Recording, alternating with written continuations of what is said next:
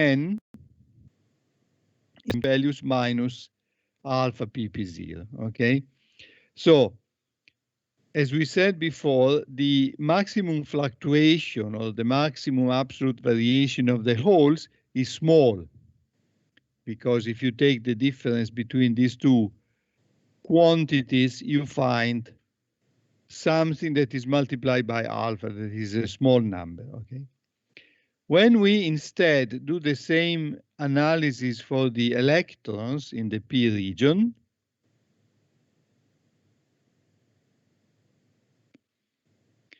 and you remember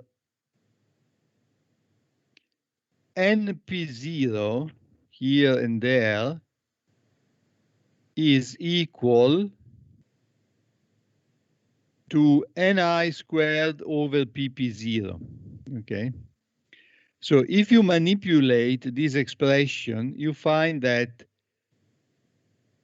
the maximum value of the minority current concentration, Nm, is pp0 times the parenthesis, okay? And the minimum is, again, pp0 times the parenthesis, okay? Now, let's put down some numbers. For instance, let's take, as we did before, Na equal to 10 to the 16th atoms per cubic centimeter, okay? And you remember that at room temperature, Ni is like 10 to the 10th, okay?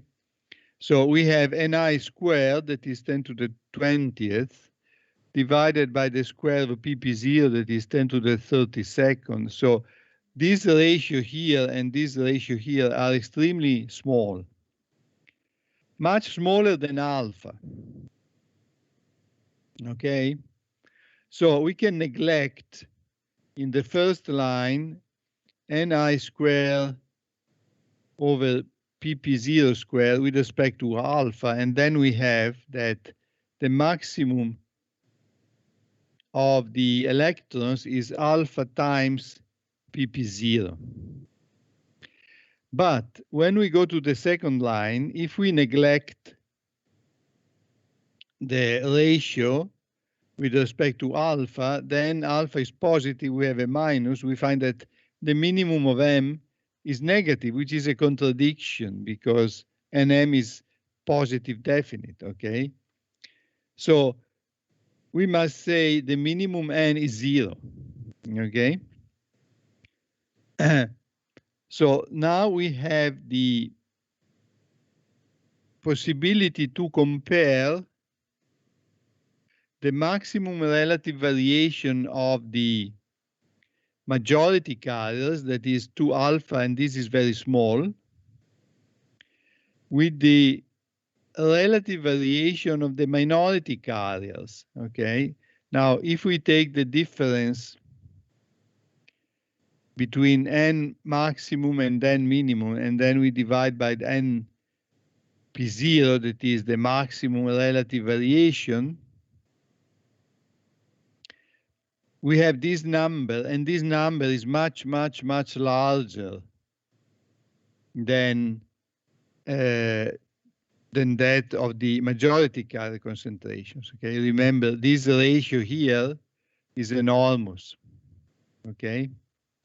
So conclusion, there is practically, even if we force the weak injection condition, there is practically no limit in the variation of the concentration of the minority carriers, okay? So the calculation with the numbers is in the last line. The maximum relative variation of P is 2 times 10 to the minus 3, and that of N is 10 to the 9th, okay? So even if the variation of N fulfills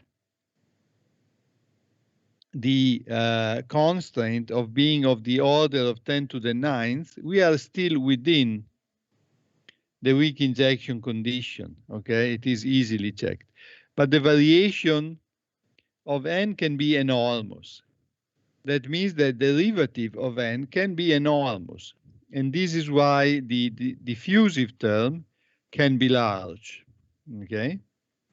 Instead, the value of n is not so big, so the drift term is small, because a not so big concentration of the minority carriers multiplies the electric field, and in the electric field, and the electric field in the neutral region is very small.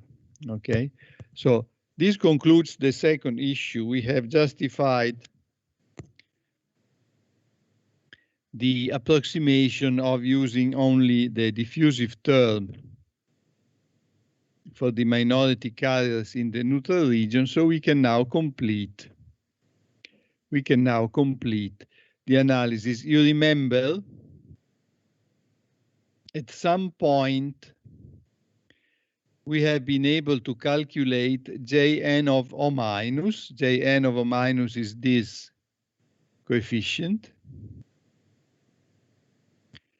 And also we have been able to calculate Jp of O plus. That is QdP Pn0 over Lp times F.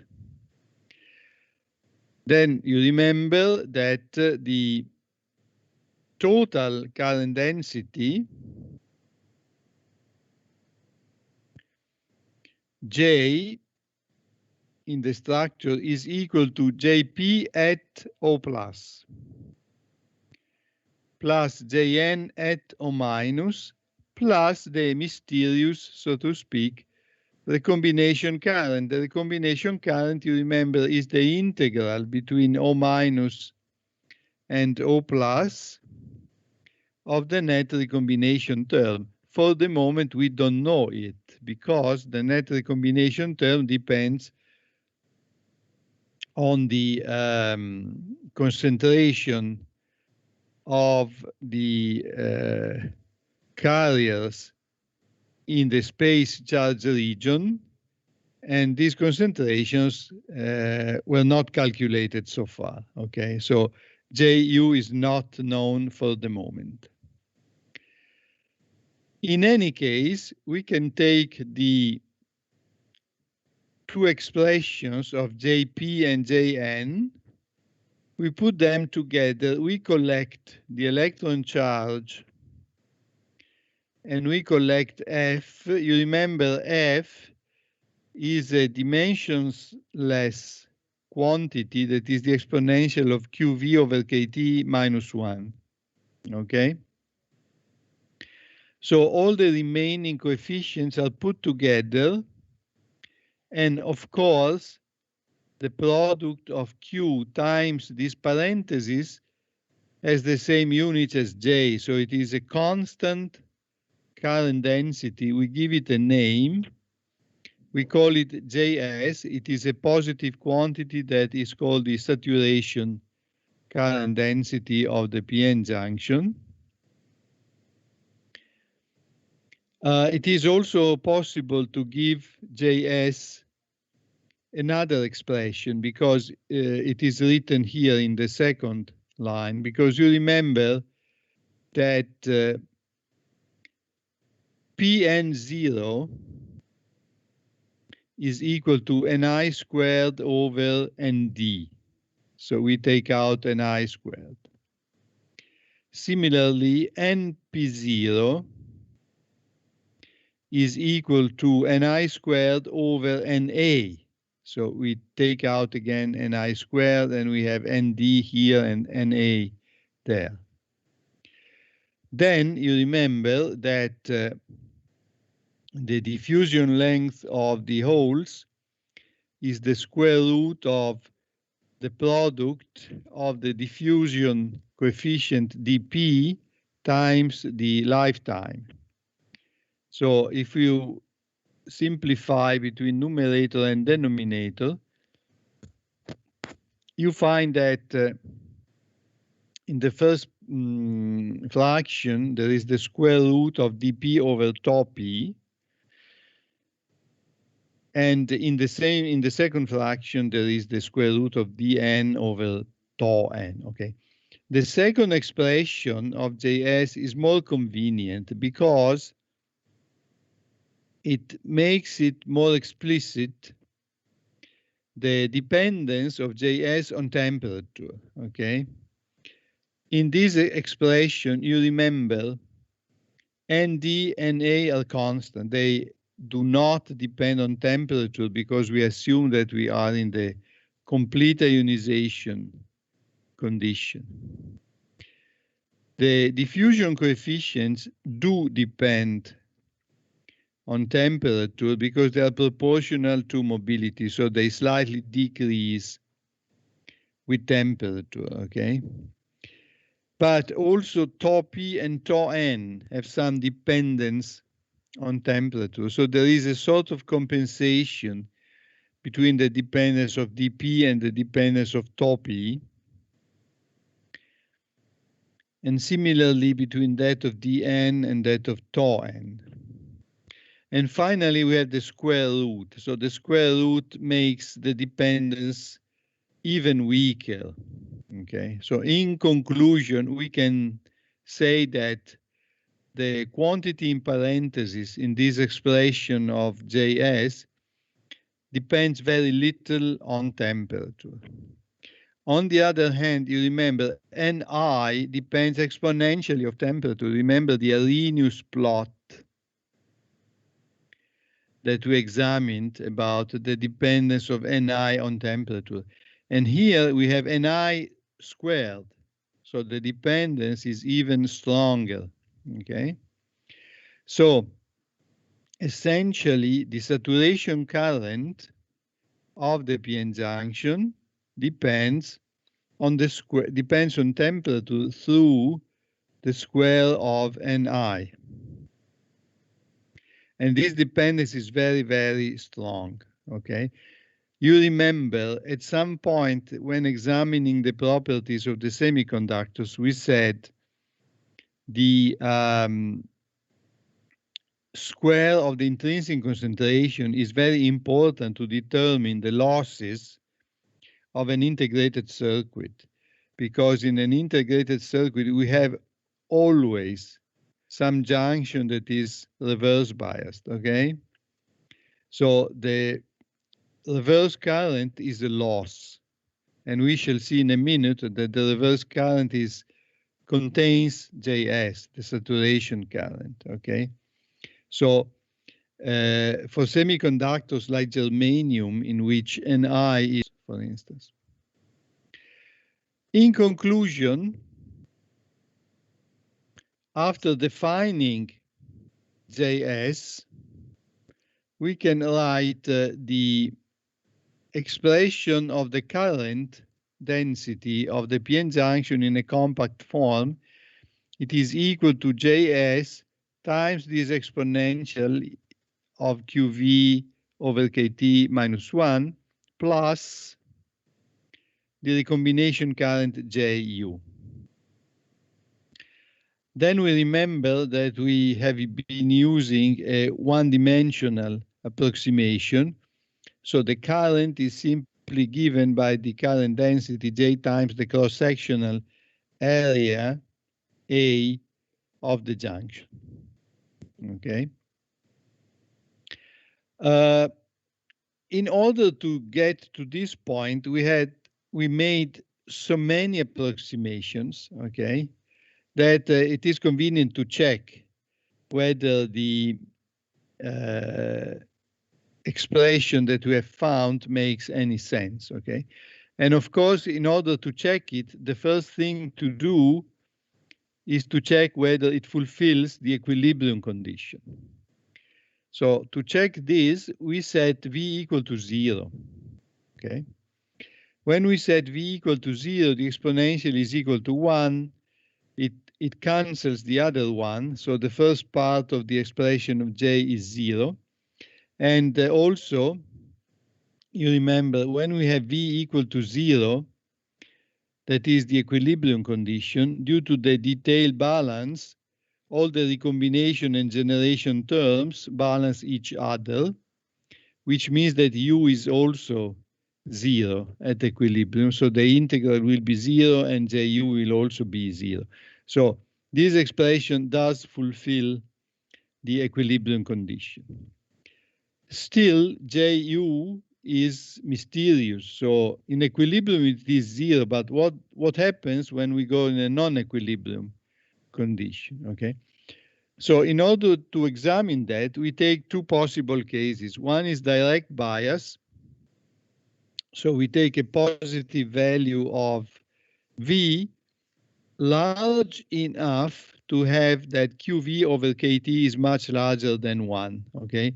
This is very easy because you remember that at room temperature, Q over KT is about 38 volts to the minus 1, okay? So a few tenths of millivolts are enough to have this condition, okay?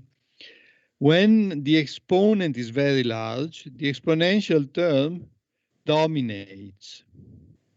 So we can neglect the 1, but we can also neglect Ju, okay?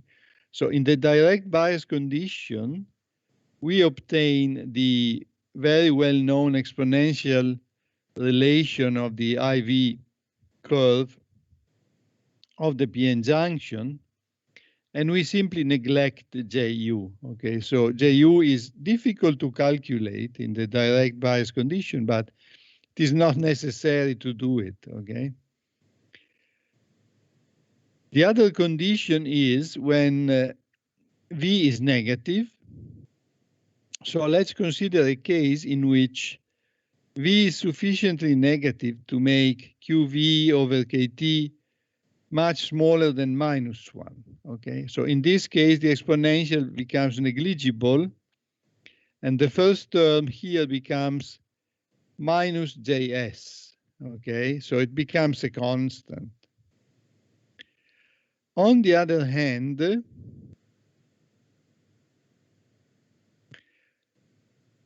when V is negative, you remember the space charge region becomes completely depleted because if you apply a negative bias in the figure of the device, it is on the left, okay? We keep the right contact to ground and we put a negative bias on the left. So the holes that are in the space charge region are dragged to the left, and the electrons that are in the space charge region are pushed to the right, okay? So the space charge region becomes completely depleted of electrons and holes, and at this point, due to the complete depletion, we can apply the full depletion approximation for the recombination term, okay? And you remember, in full depletion, U becomes a constant. It is equal to minus Ni over the generation time tau G. So it becomes a constant, okay? So in the reverse bias, this integral is very easy to calculate because all pieces of the integrand are constant. So we put them out of the integral, and we are left with the integral of dx between O minus and O plus. And this is simply the length L of the space charge region. And this length is easily calculated. We shall see it later in the reverse bias condition. It depends on V. So it is some function of V, okay? So in the reverse bias condition, the current density of the PN junction is the superposition of two current density. One is a constant. Of course, they are both negative, okay? So the current goes from right to left in the figure when we are in the reverse bias condition. The first term is a negative constant, that is Js, current.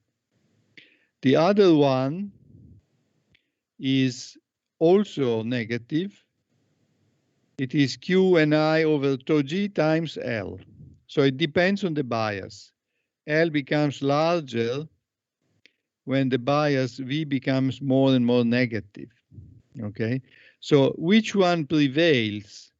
At room temperature, the second term is larger because L of V may become large. Okay, but if we increase the temperature, you see the first term is proportional to Ni squared. And the second term is proportional only to Ni. So at larger temperatures, Js will again prevail. Okay.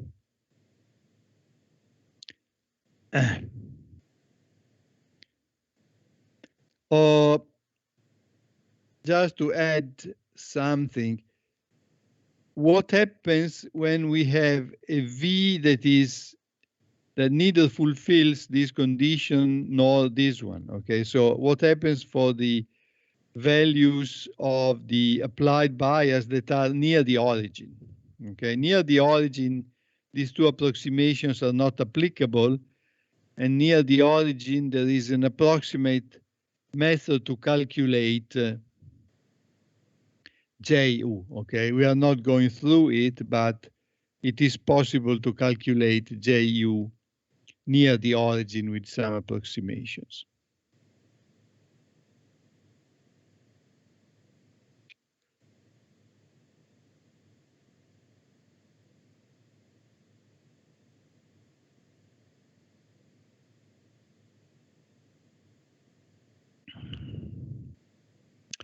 Okay. We have a few minutes left, so we just introduce the next subject. You remember at some point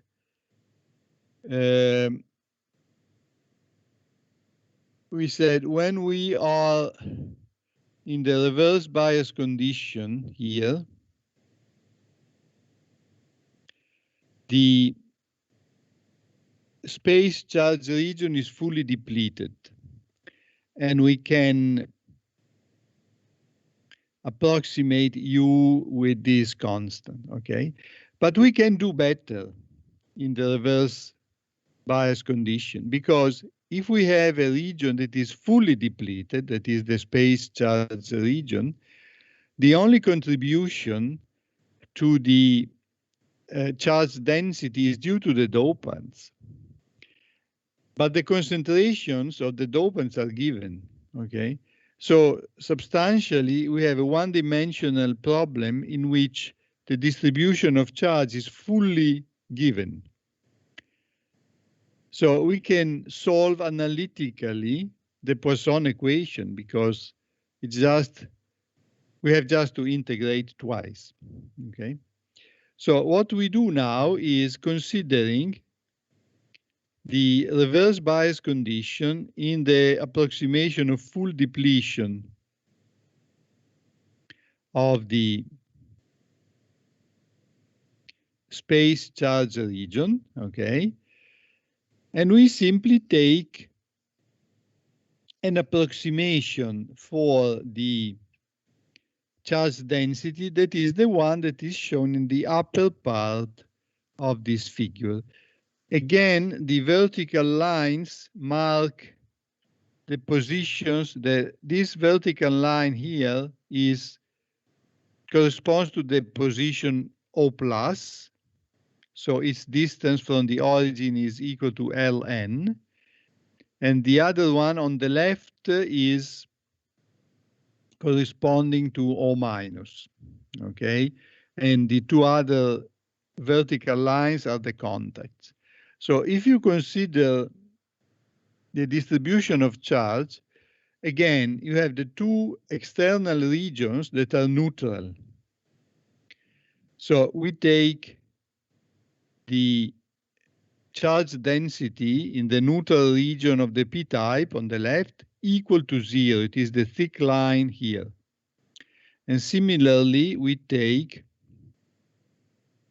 the charge density on the neutral region of the n-type, again equal to 0. We consider a reverse bias, so we are in the full depletion condition for the space charge region. So the charge density in the space charge region on the n side, that is where the dopant of n-type are present, is of course equal to the concentration of the dopants times Q, because we need the charge density. So it is a charge, okay? And the dopants are of the donor type, so they are positive. And finally, on the left,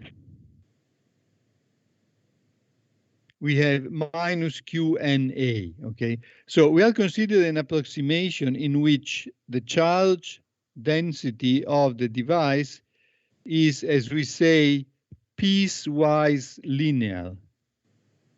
So it is, piecewise constant. Is constant with a different numerical value in each region, okay? Of course, this is a strong approximation because we are just forcing the charge density to be discontinuous. You see, the charge density is discontinuous. At O minus, it goes from 0 to minus QNA. Then again, it is discontinuous in the origin from minus QNA to plus QND, and finally it is discontinuous here. So this is not physically correct, of course, but is still a good approximation, okay? Of course, these discontinuities in reality do not exist. The charge density goes smoothly from one value to another, okay? But we take this approximation, and this approximation, you can see it's written on top. It's called ASCE, A-S-C-E, okay?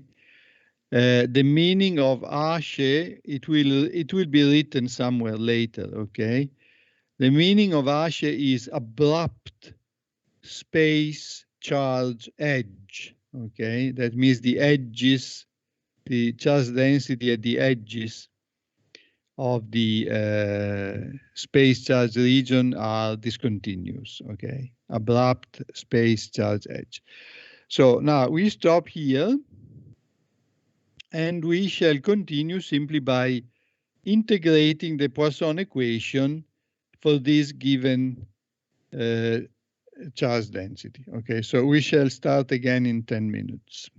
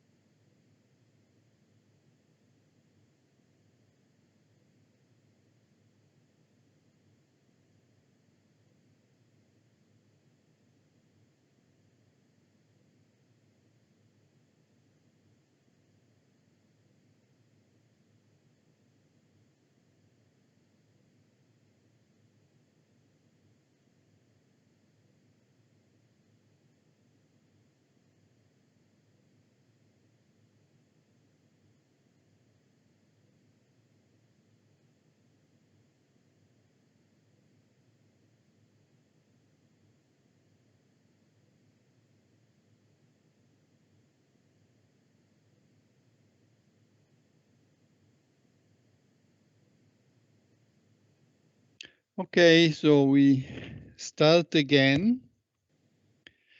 Remember, we were considering, we were considering the distribution of charge in the reverse bias approximation here. And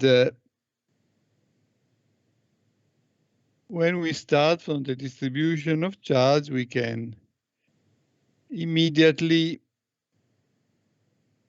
obtain the shape of the electric field. Let's start from the neutral region of the n-type, the one on the right, okay? You remember, this region is equipotential. That means that the electric field is zero. In fact, the lower part of the diagram shows the electric field as a function of position.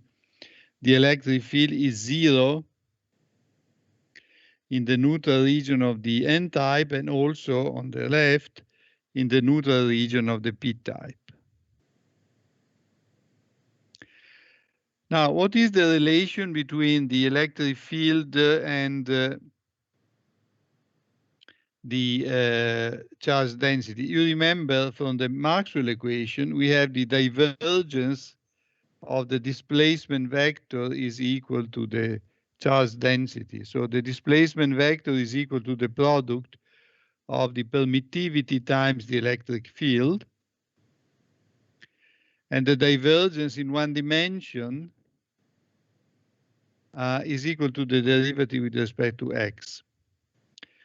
So that means that if we multiply the electric field by permittivity and take the derivative with respect to x, and we consider the space charge region on the right side between 0 and O plus, the derivative is the constant Q and D. It is positive. So we can say that the electric field between the origin and O plus has a constant derivative, and this derivative is positive. So the electric field must be linear with a positive slope because the derivative is positive. And in fact, you see the electric field here is linear with a positive slope. By the same reasoning, when we go to the left side of the space charge region, we find that the electric field must be linear with a negative slope, okay? The electric field also must be continuous, okay? Why? You remember from calculus that, or from basic electric theory, that the electric field is discontinuous if you have a layer of charge, okay? But there are no layers of charge in the charge distribution. The charge is discontinuous, but there are no layers, okay? So that means that the electric field must be continuous everywhere. So this is the reason why it is 0 here, linear with positive slope here, linear with negative slope here, and finally 0 again. Obviously, in the space charge region, the electric field is negative. And it has a minimum. Of course, this minimum is negative, okay? And the value of the minimum is called E0. Now we must construct the electric potential, okay? But again, the construction is easy because first of all, we expect that the electric potential is also continuous, because you remember from basic theory that in order to have this continuity of the electric potential, you need a double layer of charge, and there are no double layers of charge in the charge distribution visible in the figure. The second issue is that the two external regions are equipotential. Remember, the neutral region on the right is equipotential, and also we have decided to place the zero of the electric potential in the neutral region on the right. So we expect that the electric potential will be constant and equal to zero on the in the region between O plus and the right contact. When we go to the neutral region on the left, that is between the left contact and the position O minus, again, we know that that region is equipotential, so the electric potential is constant. What is the value? Well, the value is psi 0, you remember, minus V. And V is negative because we are considering the reverse bias condition, okay? So the potential on the left will be some other constant that we know as minus, we call it minus psi. Remember, psi is equal to psi 0 minus V, okay? And in between, that is in the space charge region, the potential will go from 0 on the right to minus psi on the left, okay? And we can also easily find the form of the electric potential, because you remember that we are in the steady state condition, so the electric field is equal to minus gradient of the potential, that in one dimension becomes E equal to minus derivative of the potential with respect to x, okay? So in the right part of the space charge region, the derivative of the potential is linear and negative, okay? If the derivative is linear, the function must be parabolic. So in fact, the potential will be a part of a parabola between 0 and O plus. And of course, it will be another part of a parabola between 0 and O minus. And its derivative will be continuous everywhere, because its derivative is the electric field, and the electric field is continuous everywhere. So qualitatively, we can say that the space charge is piecewise constant, the electric field is piecewise linear, and the electric potential is piecewise parabolic. We can do better, because we have some relations that we can write among these quantities, and the calculation are very, very easy, because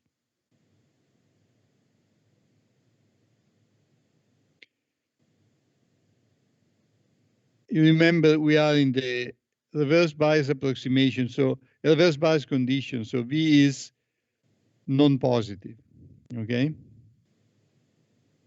We assume full depletion and the Ashe approximation. Full depletion means that the charge density is approximated as we have seen before, so as piecewise constant quantity, okay?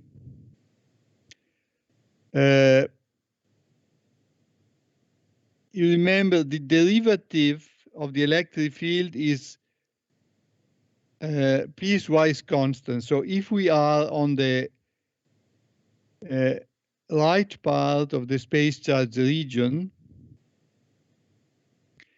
we can say that the derivative of the electric field, it is visible in the figure. The derivative of the electric field here is E at Ln, which is 0, minus E0 divided by Ln. The derivative of the electric field on the left part of the space charge region is E0 less E of minus Lp, which is 0, divided by Lp. Okay, so we have these two relations.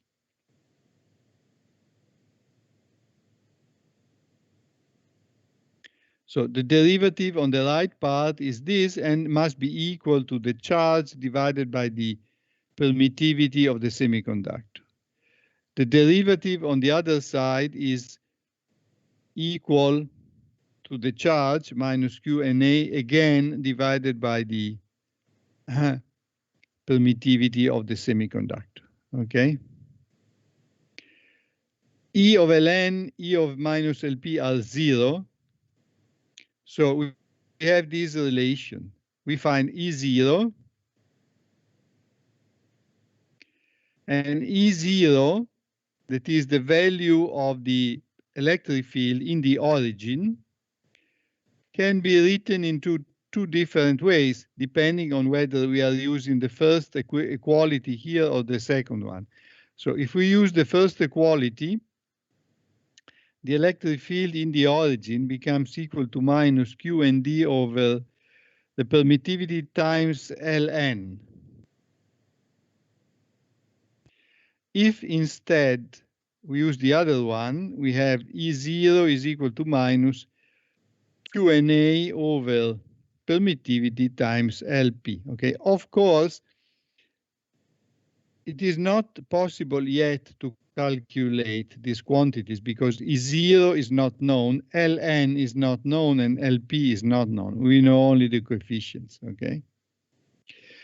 But on the other hand, we can deduce an important relation because since these two terms are equal, if we cancel the permittivity and the charge, we obtain Nd times Ln is equal to Na times Lp. What is the physical meaning of this equality?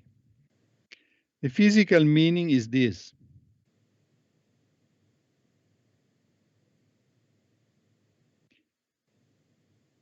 If you take Nd,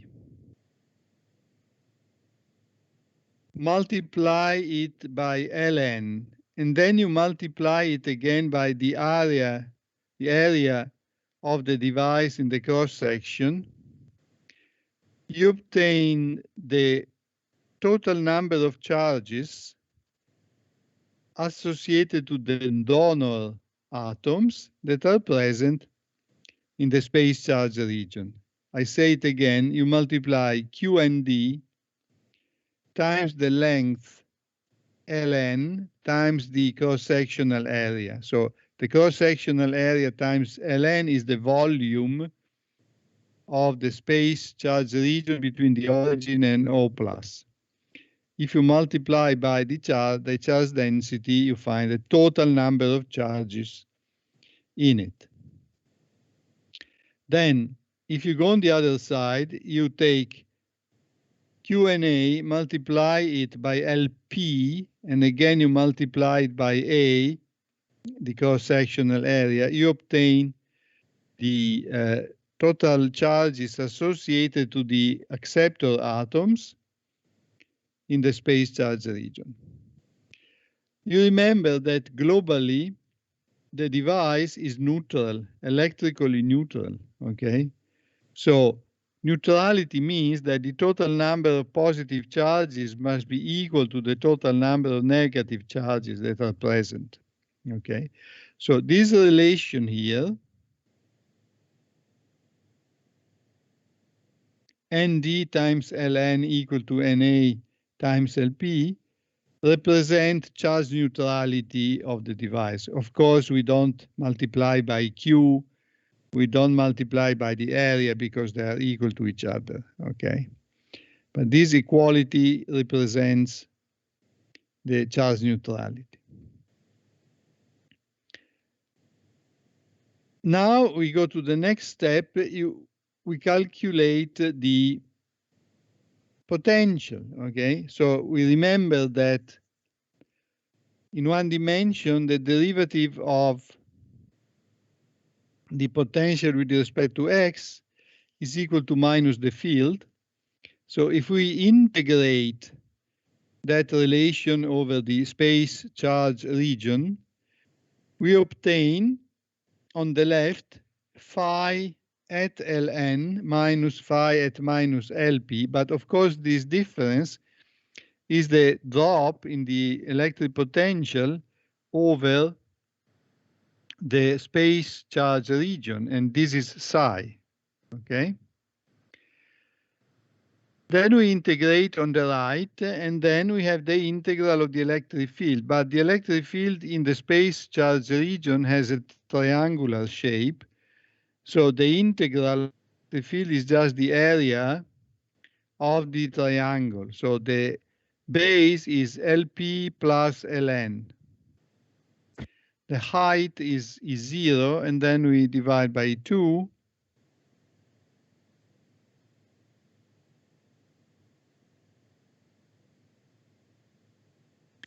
So we obtain this relation here, okay?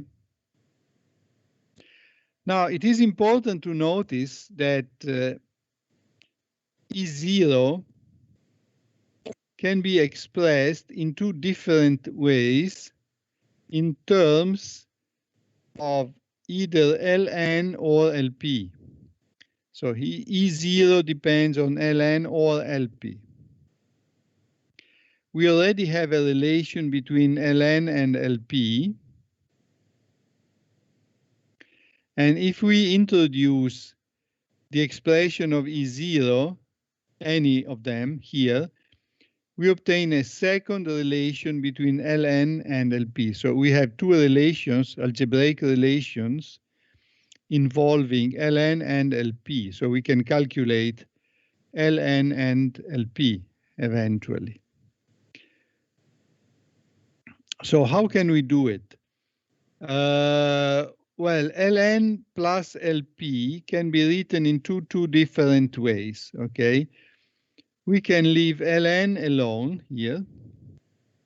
And then we remember the charge neutrality relation allows you to write Lp as Nd times Ln over Na. Then we extract Nd and we have this expression that shows that Ln plus Lp can be written in terms of Ln and alone. The other way is dual. We have Na Lp alone times the same quantity, okay? So we can use either one, and we put it here. If we select the expression of E0 that depends on Ln, we have psi equal to 1/2, and then we have Q over the permittivity. Then we have this common factor here. Then we have Nd Ln here, and then we have again Nd Ln that comes from E0. If we instead wish to extract Lp, we simply remember the condition of charge neutrality, and instead of Nd Ln, we write Na Lp here. Okay. Then from the first equality, by taking the square root, we obtain Ln. And now you can see that we are able to express Ln in terms of constants that are the dopant concentrations, the permittivity and the electron charge, and the square root of the potential psi. Similarly, we can express Lp with the same expression. There is the same factor, and instead of dividing by Nd, we divide by Na. Okay. Now we calculate the total length of the space charge region. It is, of course, Ln plus Lp. We sum up these two quantities. And finally, we remember that psi is actually equal to psi 0 minus V. Okay, remember all this calculation down to here applies only when V is non-positive. So it applies at V equal to 0 or when V is negative, which means that you have like psi is equal to psi 0 plus the modulus of V. So you never have anything negative under the square root. When the bias is reverse and very large, such that V is dominant with respect to minus psi 0, we can neglect psi 0 and you have that L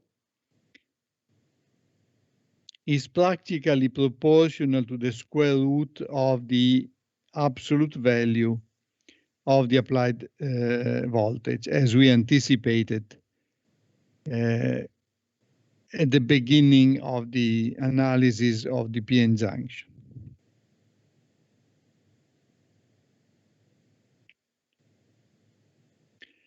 Now we may continue with another observation. When you have a p-n junction that is in the reverse bias condition, you have a device in which the current is very small, okay? You remember, when you consider a direct bias, then the current is exponential with respect to the applied bias, okay? When instead you consider the reverse bias, the current is small, okay? So you have a device in which when you apply a reverse bias, you have a small current. Assume that you can neglect the current. And then you have two regions populated by positive charge on one side and negative charges on the other side. And the charges are equal and opposite to each other, and they depend on the applied bias. So essentially you have a capacitor, okay? So it is sensible to calculate the capacitance of the p-n junction in the reverse bias, okay? This capacitance is nonlinear, as we shall see in a minute, because the dependence on the charge on the of the charge on the applied bias is nonlinear. Okay, so it is not linear capacitor of the form in which the charge is equal to a constant times V. Okay. Anyhow, we can consider the capacitance, and you remember from basic circuit theory that when you have a non-linear device that behaves like a capacitor, you must calculate the differential capacitance, that is the derivative of the charge with respect to the potential, to the applied potential, okay? So what is the charge? The charge is either the total charge on this side or the total charge on the other side, because they are equal, you remember, okay? So let's do the calculation of the differential capacitance. of the p-n junction.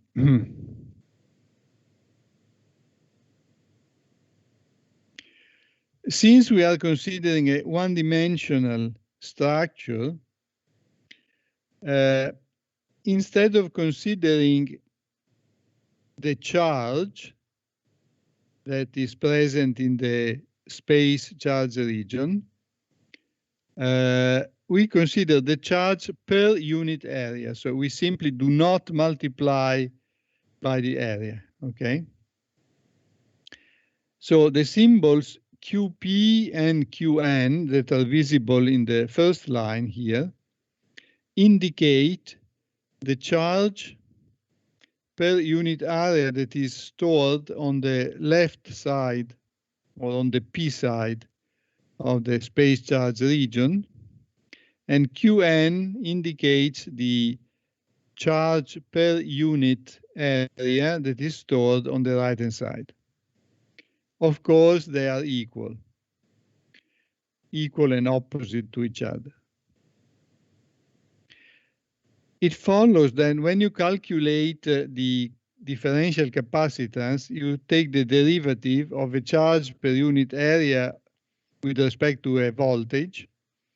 So you are not obtaining a capacitance, but you are obtaining a capacitance per unit area. So if you consider QP of course is equal to the charge density times the length of the space charge region on the P side. And the charge density is a constant, and you remember it is equal to minus QNA. And this is multiplied by LP. If you consider the other one, Qn, it is equal to rho n times Ln, and the charge density rho n is equal to Q times Nd. Okay. The question is, should we take the derivative of Qp with respect to the voltage, or should we take the derivative of Qn with respect to the voltage? And the answer is, you must consider the reference for the voltage. Let's go back.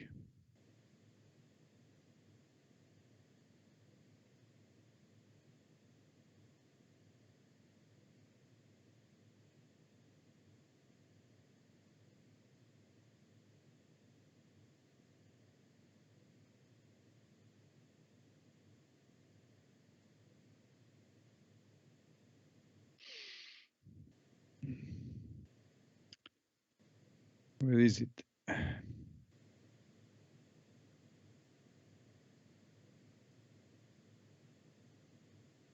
Okay, this one.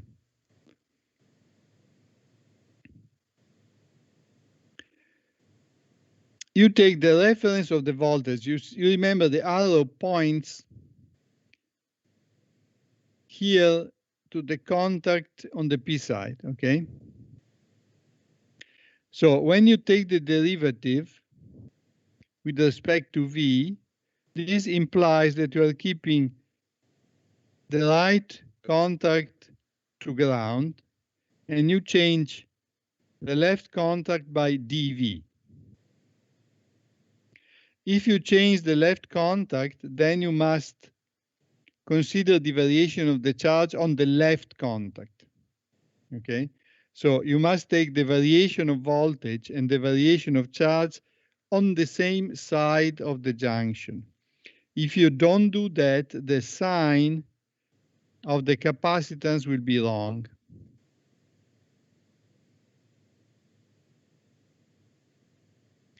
So we do it on the P side.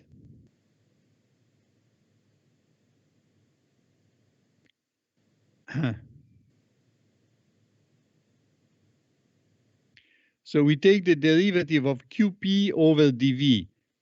If you wanted to take the derivative on the other side, you should place a minus, okay? Now, the derivative with respect to V influences only LP, because LP is the only factor here that depends on the voltage, okay? So you have rho P is minus QNA. Then you take the derivative of LP with respect to V.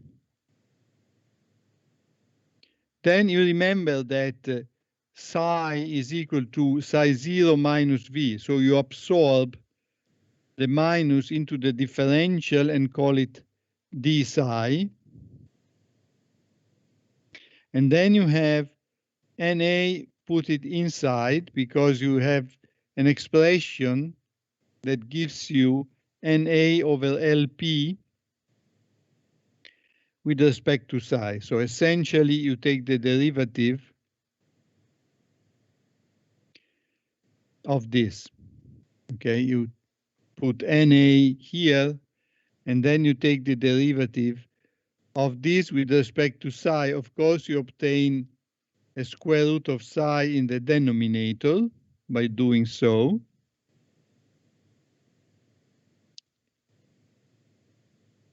So you obtain this expression. This expression looks inconvenient. You can make it even more inconvenient by expressing psi as psi 0 minus V, and then you manipulate psi 0 minus V by taking out psi 0. So you have psi 0 times 1 minus V over psi 0, okay? But this is eventually much better because you see immediately that 1 minus V over psi 0 is dimensionless, okay?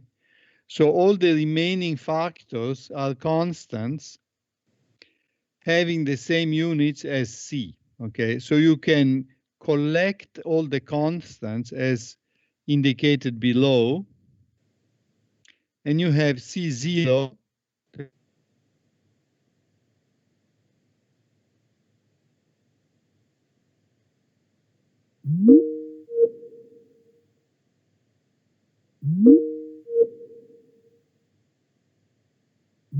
this very simple expression, C0 divided by the square root of 1 minus V over psi 0. Of course, V is 0 or negative. So there are never problems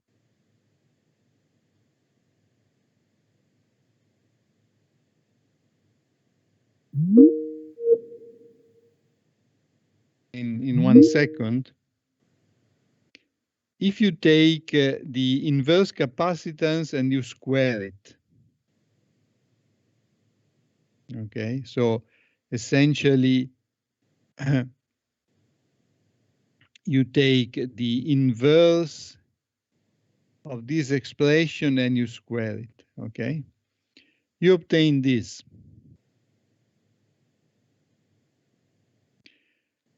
If then you multiply and divide by the permittivity, you find that all the remaining factors built up in order to give you L squared. So after some easy calculations, you find that the inverse of C squared is equal to L squared divided by the square of the permittivity. Then you invert and take the square root, and you find that C can be written in a very simple form as the ratio between the permittivity and the width of the space charge region. But this is identical to the expression of the capacitance of a capacitor with parallel plates. The parallel plate capacitor, you remember, has a capacitance that is equal to the permittivity times the area divided by the width.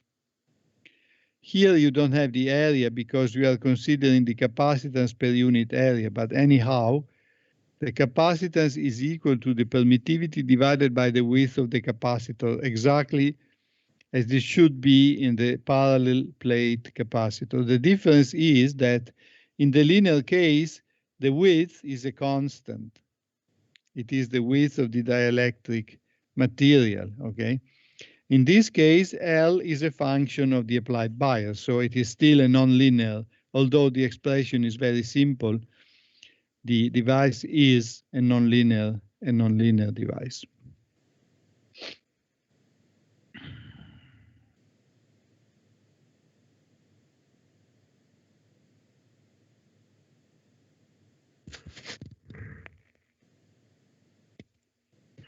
Let's now devote the remaining time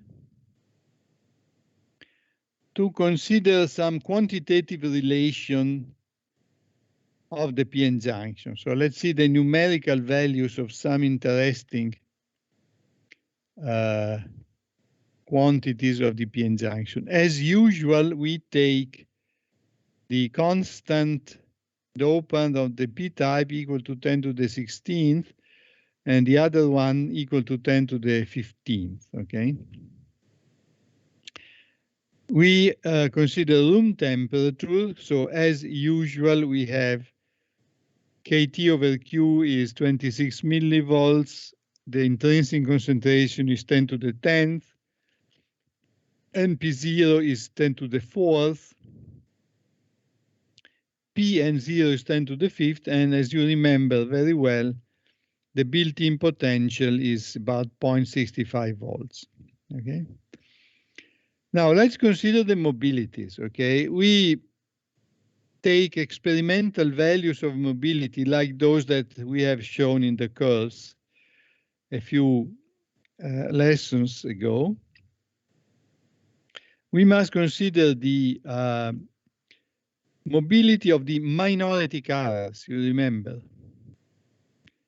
So in the neutral region of the p-type, the minority carriers are electrons. So we have to go in the curves, or if we have tables, look into the tables for the mobility of the electrons far from the surface at room temperature in a region that is doped with 10 to the 16th atoms, and we find about 1,000 square centimeters over volt over second. Then we go to the N region. We have to find the mobility of the bulk mobility of holes in a material that is doped with a concentration of electrons 10 to the 15th, and we find 500, okay? Then we consider the diffusion coefficients. You remember they are equal to Kt over Q times mobility. So for the electrons, we have Kt over Q that is 26 milli times mu n that is 1,000. So we get 26 in the units square centimeter divided by second. And for the holes, we obtain 13, that is 1/2 of the other. Now we want to calculate the diffusion length. Okay, you remember the diffusion lengths are defined as the square root of the diffusion coefficient times the minority, for the minority carriers, times the corresponding lifetime. Again, from the experiments, we find that the lifetime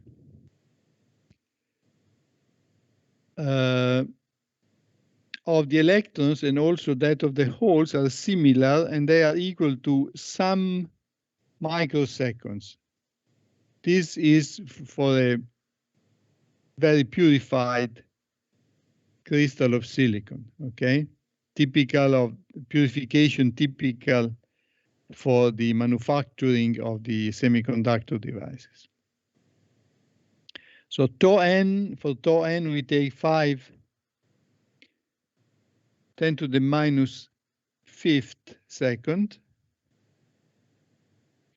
and tau p is 2 times to the minus fifth second. Okay, so 15 microseconds and 20 microseconds. Okay.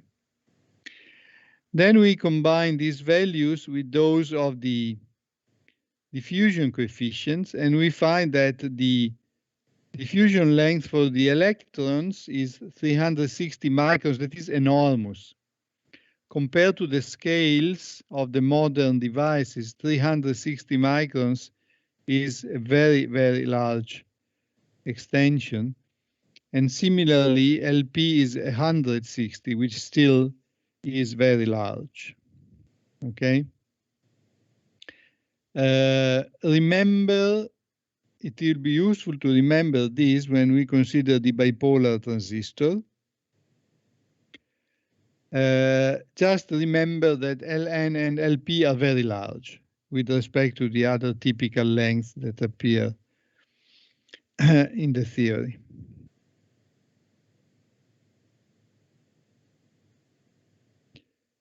If we put all these quantities together,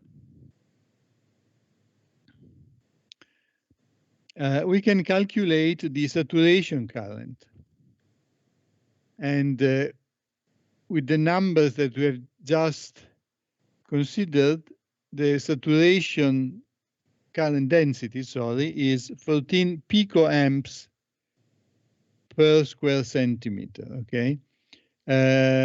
Of course, we cannot calculate the other contribution, Ju, because it depends on the working condition of the device. And even in the simple case, it depends on the bias, okay?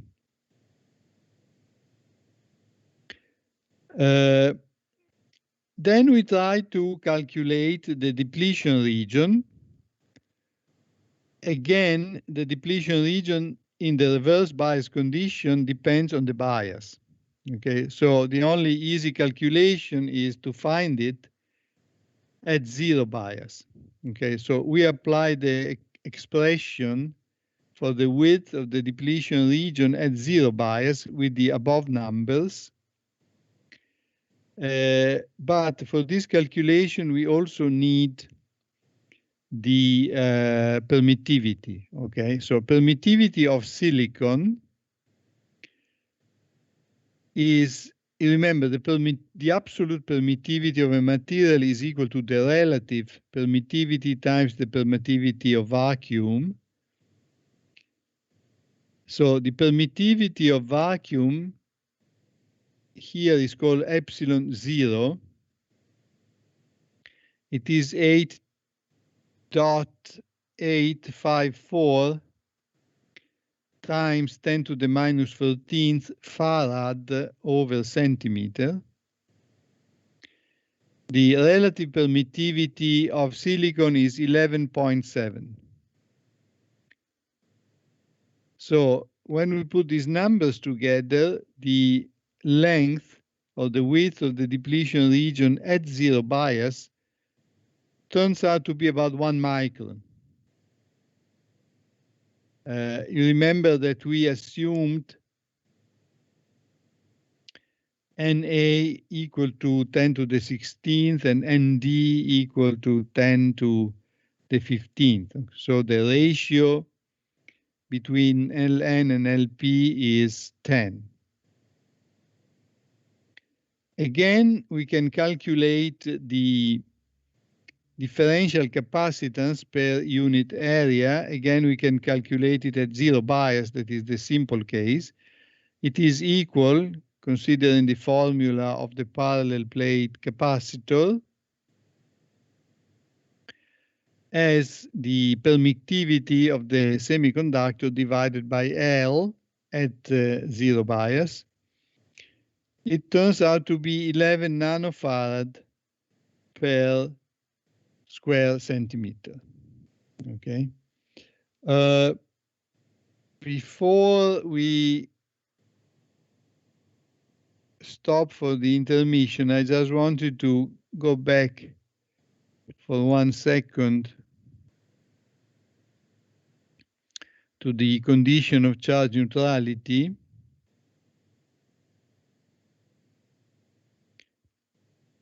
this one, since the product ND times Ln is equal to the product Na times Lp, it follows that the ratio between Lp and Ln goes in the opposite ratio of Nd over Na. What does it mean? It means that, for instance, if Na is much larger than Nd, then Ln is much larger than Lp. So if we have an asymmetric junction in which one dopant on one side is much larger than the dopant on the other side, then the width of the depleted region of the heavily doped side is much smaller than the width of the depleted region in the lightly doped, on the lightly doped side, okay? So there is an asymmetry also in the width of the depleted region, okay? It may happen that Na, for instance, is 100 times larger than Nd. In this case, Ln is 100 times larger than Lp, so the total width of the depleted region is practically equal to the width of the region whose dopant is smaller, okay? This relation applies formally only for the distribution of dopant that is piecewise constant, but it can be also demonstrated with some more complicated expression when the dopant is non-constant, okay? So this is always true. The heavily doped side of a junction has a width that is smaller than the other.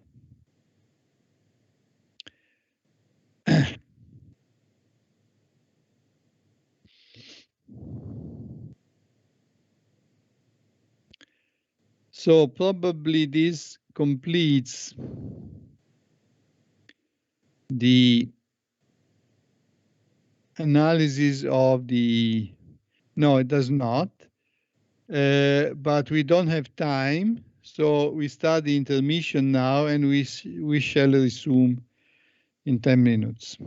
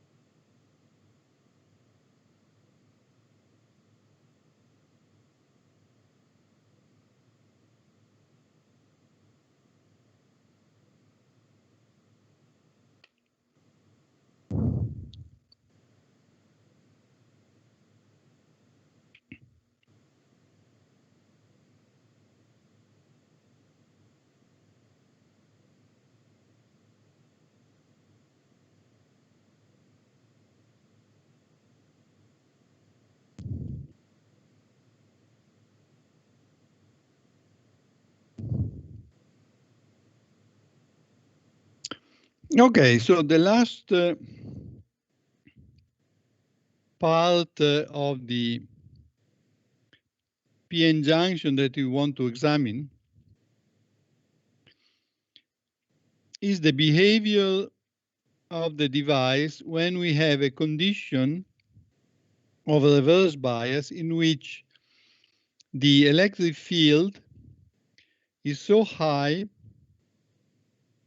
that impact ionization dominates. You remember that impact ionization is the phenomenon in which an electron can gain enough energy from the electric field to be able to promote another electron from the valence to the conduction band by giving it the extra energy acquired from the electric field.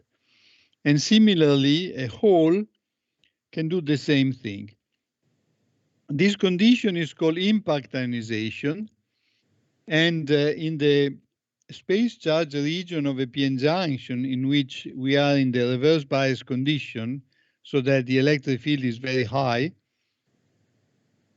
it may happen that impact ionization is the dominant generation effect with respect to all the other effects. In these conditions, we derived two equations. One is the continuity equation for the electrons in steady state. It is written here. Divergence of J is equal to Kn Jn plus Kp Jp. Kn is the impact ionization coefficient for the electrons and Kp the impact ionization coefficient for holes. And Jn is the modulus of the current density for the electrons and Jp the same for holes. Sigma is just a number that is equal to -1. It depends on the orientation of the unit vectors in the problem, okay? So now the purpose is to calculate the the current in the PN junction in these conditions. So the calculation will be completely different with respect to that of the Shockley theory, because you remember in the Shockley theory there is no impact ionization, there is only thermal recombination, okay? So if we have the condition in which impact ionization dominates, the expression of the current will be different, okay? In any case, considering that we are in the steady state and one-dimensional case, again, we can say that the total current, J, is the sum of the current density for the electrons and of the holes calculated at the same position. And this total current density must be a constant. The reasoning is just the same as for the Shockley theory, okay? In one-dimensional and steady-state case, J is a constant everywhere in the device, okay? We also take a one-dimensional situation because we can consider that the electric field has some orientation and the current densities must be parallel to it because the drift part of the current dominates, okay? So in the original equations, we replace the divergence of Jn with the derivative of Jn with respect to x. Sigma is -1. And similarly, we replace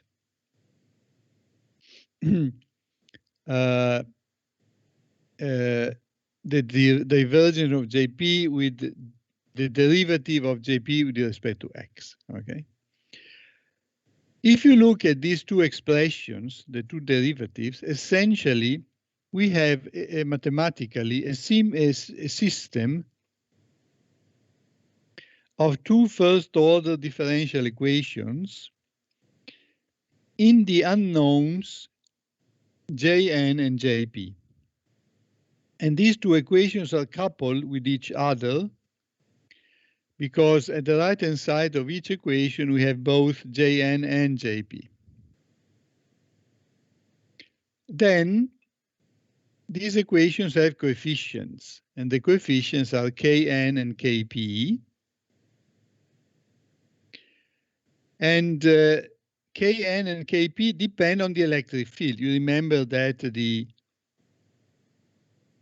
phenomenon of impact ionization is actually due to the fact that the electric field is very large. So the coefficients depend on the electric field. And the electric field in turn depends on position. So we have two differential equations in which they are linear, they are of the first order, and the coefficients depend on x. Okay. There are many physical models describing the ionization coefficients, and among them, a very popular model is due to Chynoweth. So the Chynoweth model is at the bottom of the page. Kn is equal to Kns exponential of minus a constant field divided by the actual field in modulus with some exponent beta n.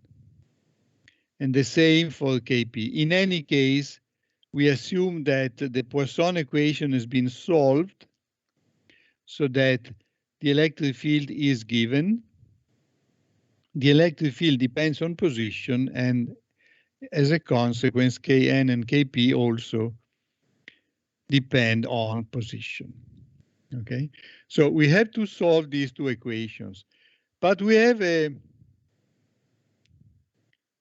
another information. The information is that Jn plus Jp is a constant, is equal to J. We don't know the value of J yet, but at least we know that the sum Jn plus Jp is some constant that we call J, okay? So we can exploit this information for the solution of the system. It is actually very easy. You see in the first equation, for instance, we have Jp. We replace Jp with J minus Jn. So we have eliminated Jp.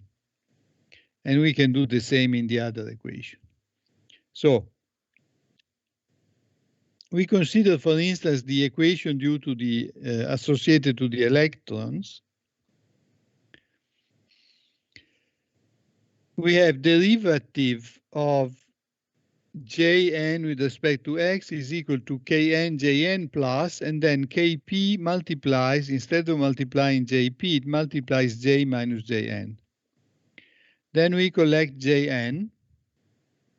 So we have separated the equations, okay? You see this equation contains only Jn, but for a parameter J that we don't know for the moment. This is a standard form of the first order equation. So first of all, we define the primitive m of the coefficient. M is the integral from some position A to some other position x of Kn minus Kp. Of course, A and X are two positions that must be inside the region where the electric field is large, so that we can use this equation, okay?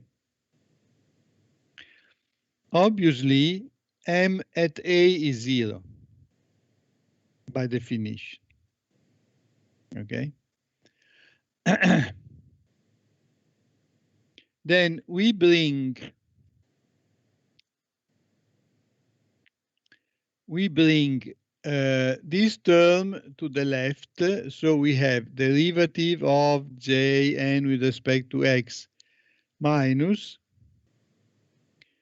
we make the replacement, so we have dm over dxj is equal to kpj, okay? Now, kp in turn, from this expression, can be replaced with kn less dm dx, okay? Then we divide all terms by j. J is some constant, okay? And we immediately see that we can introduce the integrating factor of the equation because the left-hand side is equal to the derivative of Jn times exponential of minus m, and then we shall multiply everything by exponential of m, okay, which goes to the other side. So this is the same equation after introducing the integrating factor. We also observe that the last term on the right, minus dm over dx exponential of minus m, is equal to the derivative of exponential of minus m. So we can easily integrate this equation. The integral of the left-hand side, we have 1 over j everywhere. Then we have the integration is done between some value a to some other value b. A and b, of course, are inside the region where the field is high. So at b, we have Jn of b times exponential of minus m of b. Then we have minus Jn at a times the exponential of m of a that is equal to 1. At the right-hand side, we have the integral of kn exponential of minus m. We call it yn. And finally, we have the integral of e of minus m, which is e of minus mb minus e of minus ma that is equal to 1. Okay, so this is the result that we obtain. Yn is the integral between a and b of kn exponential of minus m. So it is something that we can calculate because all ingredients of yn are known, okay? What are a and b? A and b are the two limits of the integral. We can take them as O minus and O plus. That is the two limits of the space charge region in which the electric field is high enough to produce the impact ionization condition. Okay. Now we can introduce some simplification because you remember the total current density is always equal to the current density of the electrons and the current density of holes, one plus the other, calculated at the same position. Okay? So it is reasonable to assume, we shall see it in a second, that if we consider the second limit of the integral, that is b, When we are at B, the current density of the electrons is much larger in modulus than the current density of the holes. Okay, that means that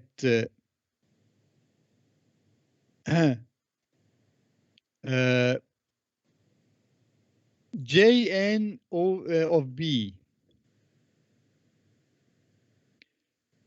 divided by J is practically equal to 1, because you may replace the denominator with Jn of B plus Jp of B.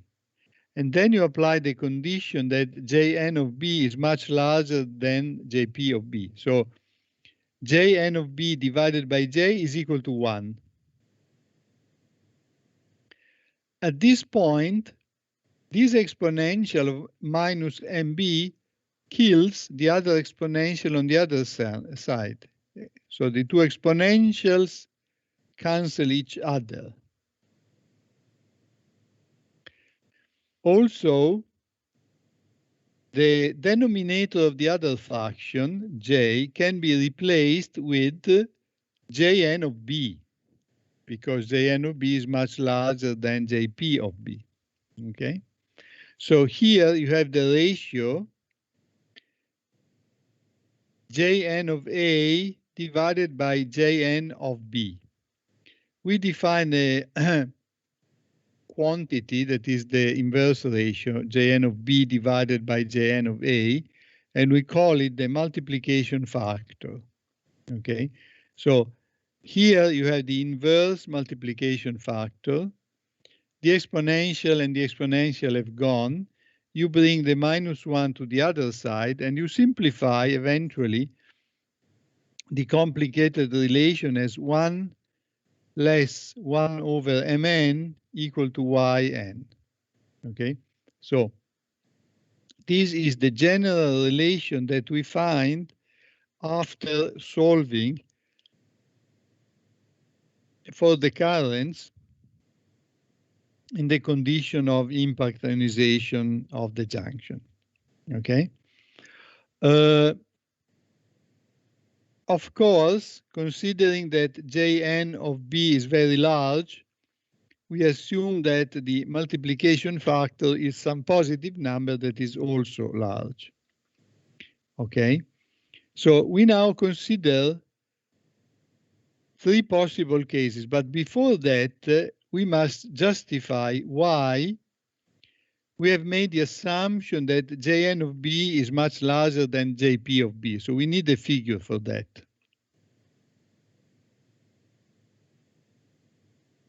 This one.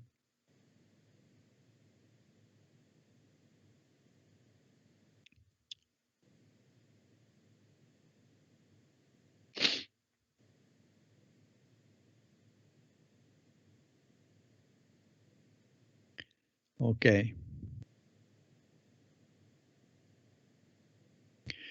Okay, so assume that position A is on the left.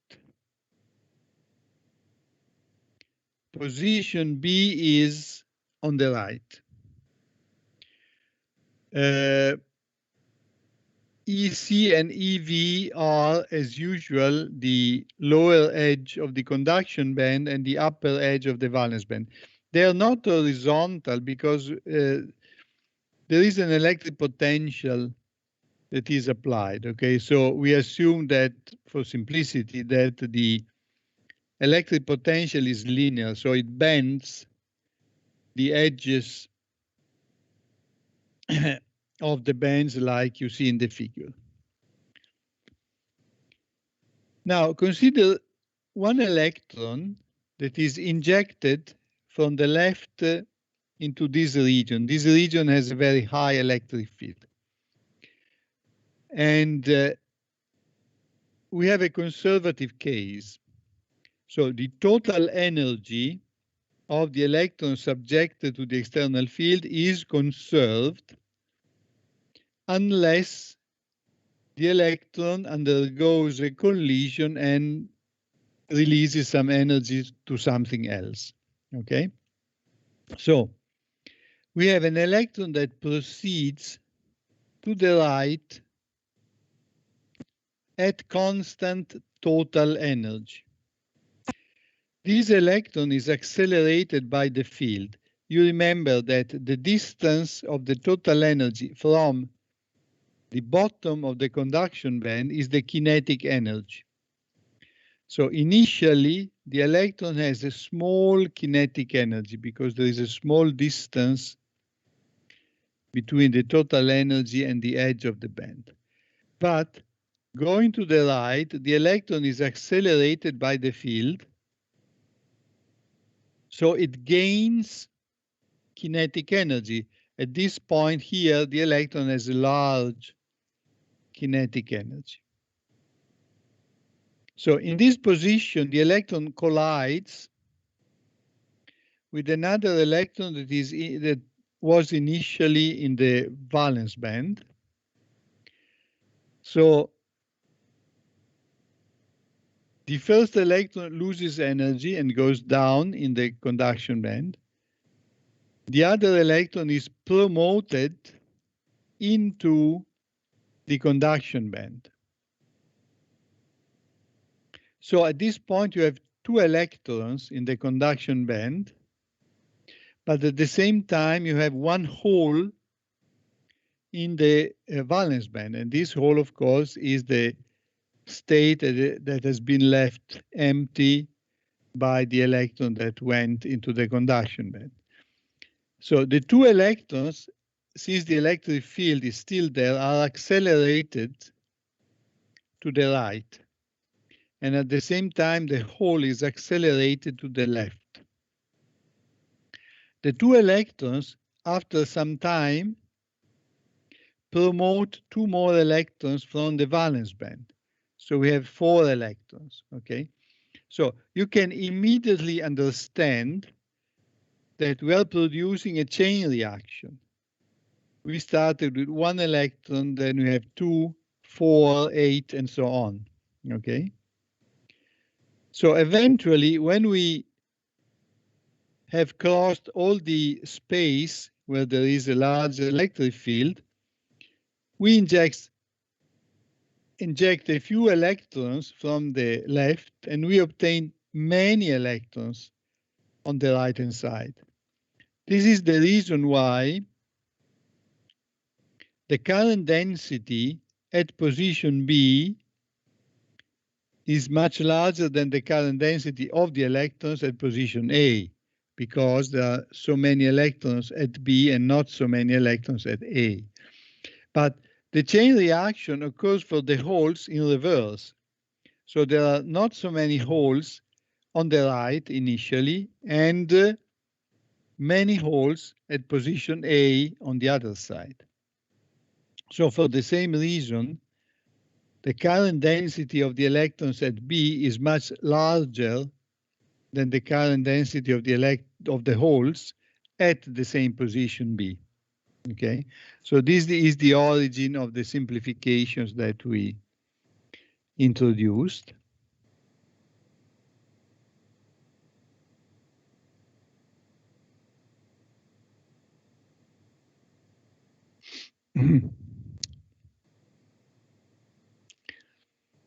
And now,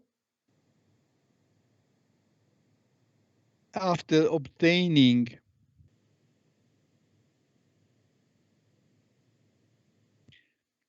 this simple expression here involving the ionization integral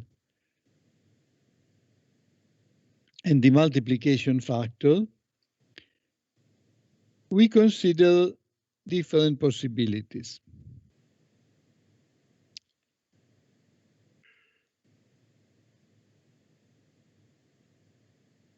Remember, we can calculate the ionization integral, okay, because we know the ingredients, okay, that appear in the ionization integral, okay, this one. Assume that we find a ionization integral larger than 1. If the ionization integral is larger than 1, you see immediately that m must be negative. Okay? But m cannot be negative because m is a ratio between two quantities that have the same sign. Okay?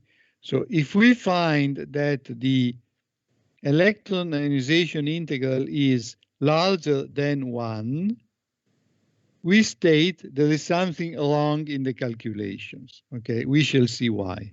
Okay, so an ionization integral, sorry, larger than 1 is an unphysical situation.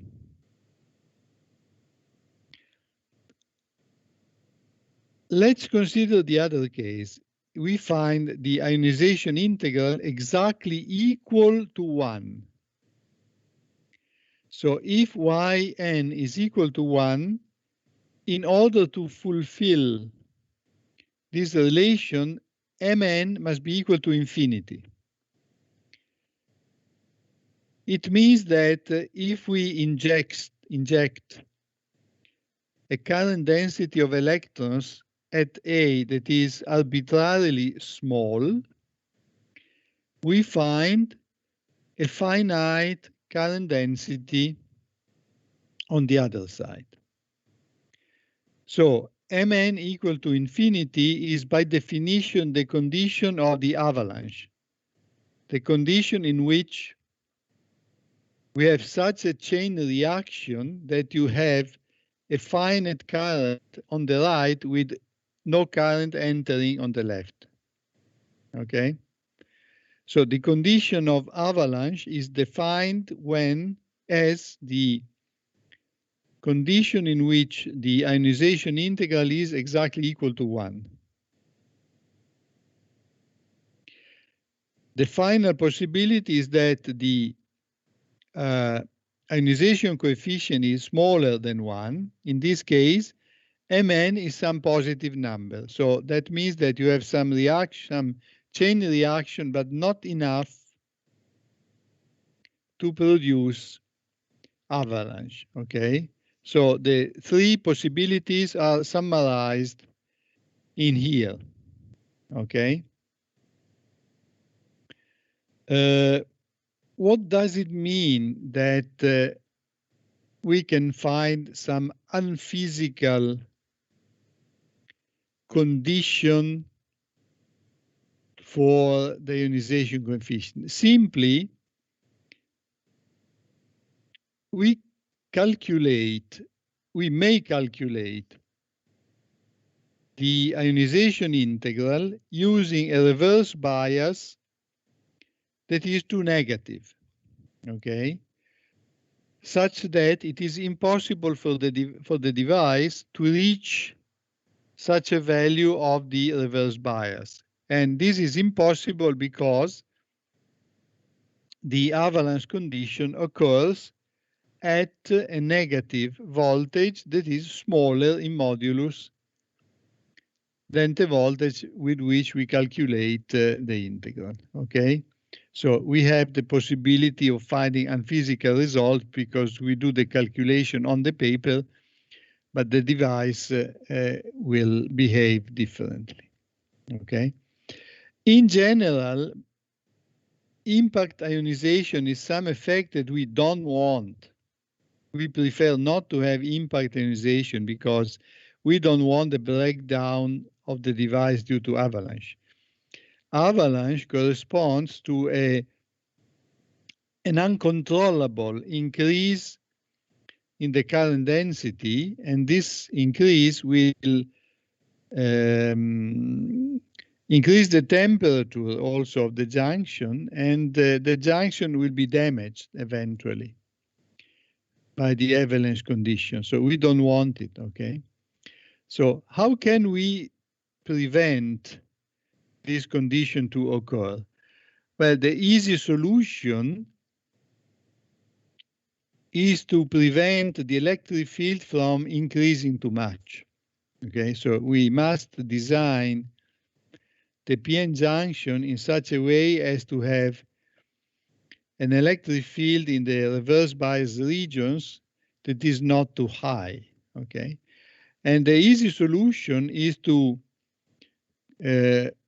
design junctions in which the dopant concentration on one side is small. Because you remember, when the dopant concentration on one of the two sides of the region of the space charge region is small, then the extension Ln or Lp of the space charge region is large. But of course, if the extension is large, the electric field will be small because we apply some bias on a larger region, okay? So the trick is to design the PN junction in such a way as to have a large enough extension of the space charge region in order to keep the electric field to a value that is safe and is not able to induce the avalanche condition due to impact ionization.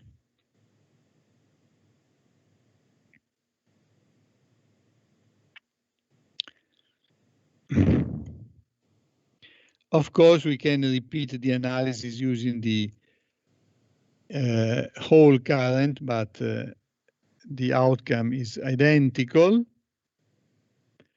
And now we can start considering the bipolar transistor. We have little time, so I will be able only to describe the structure of the bipolar transistor.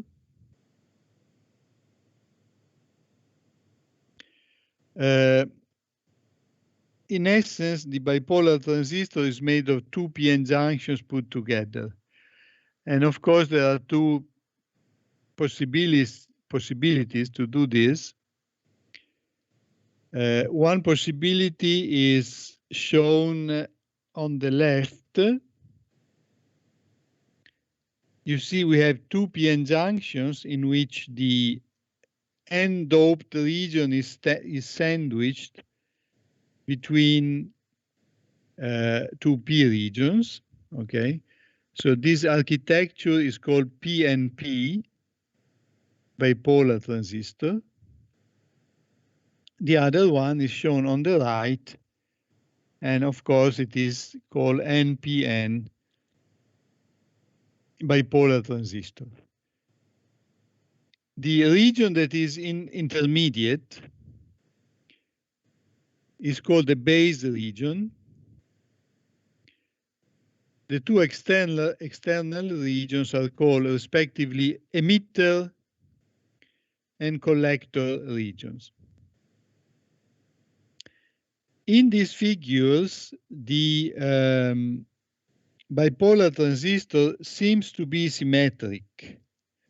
However, it is not. The bipolar transistor is never symmetric. It is not symmetric from the geometrical standpoint.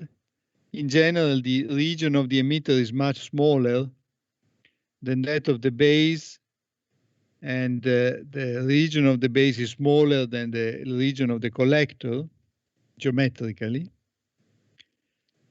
And also, the concentration of the dopants is non-symmetric. In general, we have that the dopant concentration of the emitter is much larger than that of the base, and the dopant concentration of the base, in turn, is much larger than that of the collector.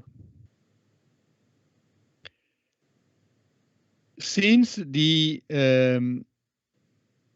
bipolar transistor has three regions, it is possible to attach three different electric contacts to it.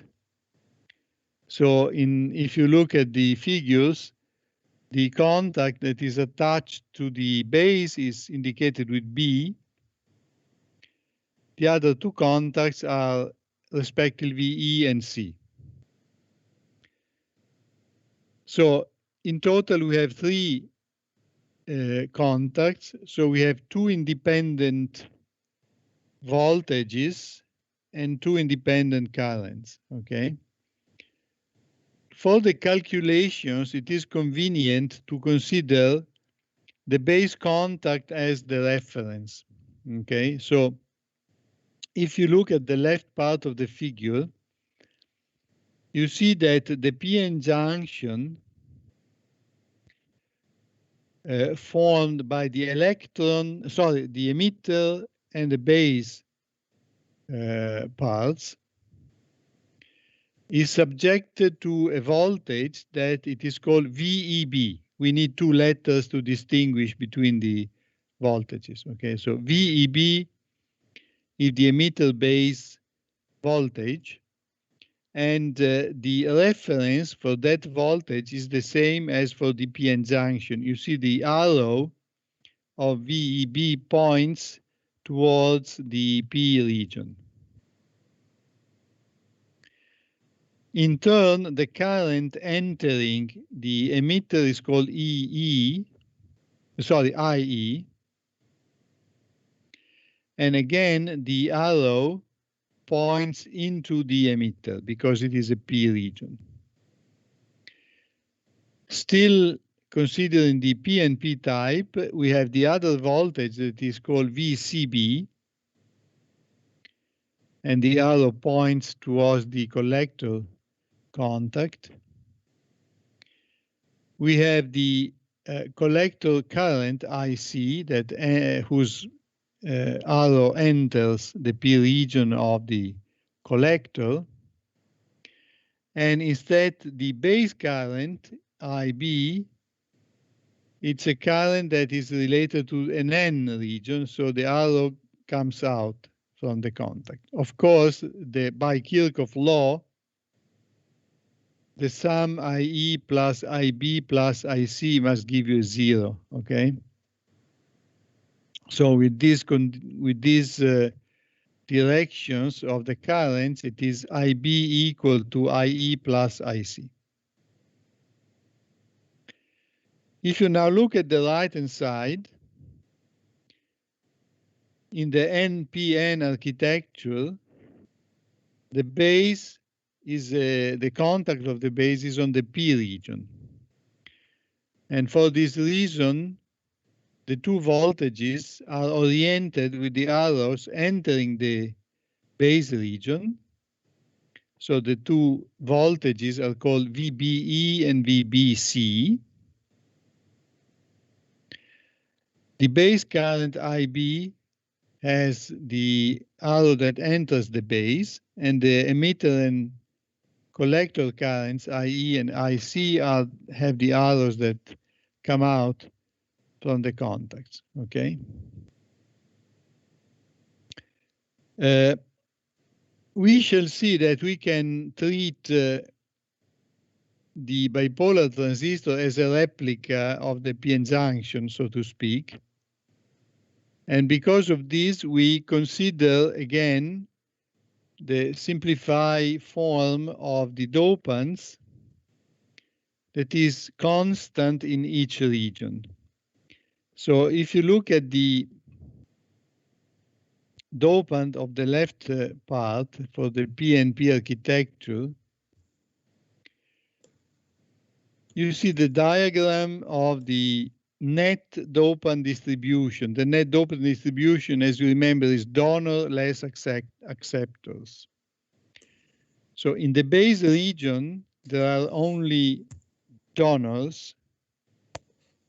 So the difference is positive and it is called NB. Instead, in the emitter and collector regions, the difference is negative because we have only acceptors, and the two constant dopant concentrations are called minus NE and minus NC. You can see that the modulus of NE is larger than NB, and in turn NB is larger than the modulus of NC. If you consider on the right the NPN architecture, it goes in reverse. The net dopant concentration is positive in the emitter and collector, and it is negative in the base. Now, finally, we must consider the applied biases, okay? You have two independent voltages. Again, we consider the PNP case on the left. The voltages are VEB and VCB. So they are independent, okay? So each of them may be such that the corresponding junction is in the direct or reverse bias, okay? So you have a total of 4 combinations, and the 4 combinations are indicated below in this diagram or in this diagram, okay? The first possible combination is that VCB and VEB are positive. That means that both junctions, we are considering the PNP case on the left, VEB and VCB positive means both junctions are in the direct bias condition, okay? So in the diagram, we are in the quadrant marked with S, okay? So this functioning regime is called saturation. And it is indicated with S. Then we may have that both VEB and VCB are negative. That means that both junctions are in the reverse bias condition. We are in the third quadrant of the diagram, and this working condition is called off. Essentially, the device is off, okay? Then we have another case indicated in the fourth quadrant in which the emitter bias is direct and the collector bias is reverse. This is called normal working condition. And finally, we may have the condition of the second quadrant in which the emitter bias is reversed and the collector bias is direct. And this is called inverse functioning condition. The same diagram applies to the NPN architecture. Simply, we must consider VBE and VBC, and all the rest is the same. Finally, you see the symbols. On the left, we have the symbol of the PNP structure. The bar corresponds to the position of the base. The arrow corresponds to the emitter, and for the PNP architecture, the tip of the arrow points in, and the other one is the collector. In this figure, there is also the third possible voltage that is marked VEC, okay, but it is not independent from the other two. On the right-hand side, you can see the symbol for the NPN bipolar transistor. Again, the bar is on the base. The arrow is for the emitter, and the tip of the arrow points outwards, okay? And the voltages are VBE, VBC, and VCE, okay? So this is just the nomenclature of the bipolar transistor. Of course, we do not have any time left, so the functioning of the device will be illustrated in the next lessons. If there are questions, we still have 2 or 3 minutes available for questions. So if there are questions, please ask them.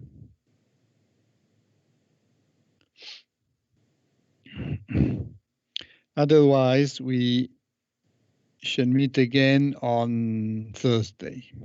Okay, thank you.